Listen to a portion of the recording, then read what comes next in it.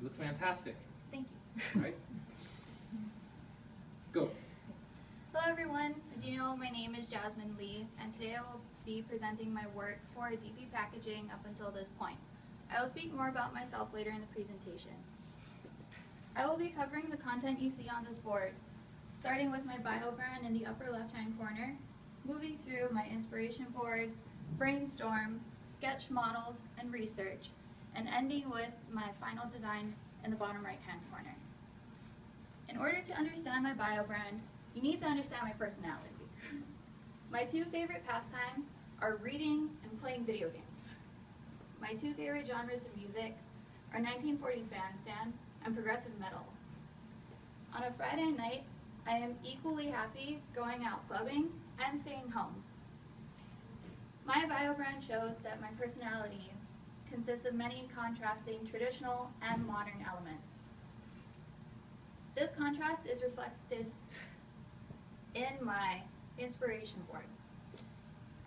The black and white side is my traditional content. I chose dance and architecture for my images because they have distinct traditional and modern forms. In the traditional side, you see many organic curves and detailed aesthetics, compared to the vividly colored modern side, which is more simple and geometric. This trend extends to egg packaging. Modern egg packages are very boxy in comparison to the traditional egg crates that we're used to seeing in a grocery store. The challenge that I have with my brand is finding a way to put all of these elements into a package and have them coexist harmoniously. But as we all know, branding is not the only component of our designs. I asked 4 friends to help me brainstorm ways that I can make a package not only visually alluring, but also functionally sound, in order to eliminate DPP's loss in revenue. Each taped section is a build and jump, because my group was very excited and had no problem building off of each other's ideas. After we reached 60 ideas, we voted each for the 5 ideas that we thought would be most successful, and came up with 2 clear winners. The first is to make a box out of cooked waffles filled with room temperature butter. The second idea that was popular is to make a box that looks like a penguin and have the egg nestling on its feet. While neither of these ideas are on brand for my bio brand, they both are visually fun and have a cushiony nest to protect the egg from any damage. Based on all these inspiration points, I came up with 3 sketch models. My basic model has a very traditional mechanic with a hinge, but is made out of foam core and pleather, which are more modern materials. You can pass it around. Sure. My second sketch model is an origami model.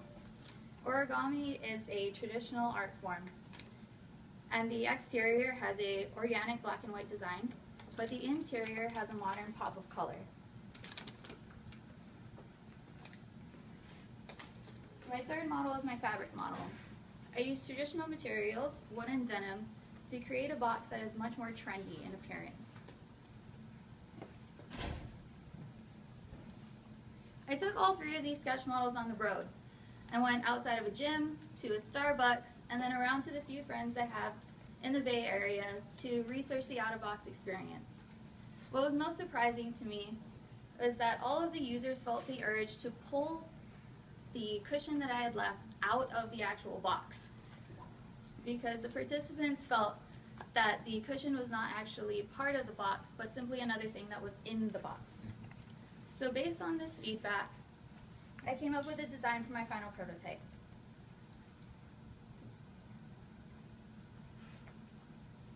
Like my bio brand, it is split into black and white and vivid color along the center, and is rectilinear. Like my inspiration board, the traditional black and white side has organic curves and more details compared to the simple geometry and color. Based on my brainstorm, it has a cushiony nest to protect the egg, and the hinge for this box is in the center so that the cushion can be completely recessed and flush with the edges of the box, which will reduce the user's urge to pull the cushion outside of it.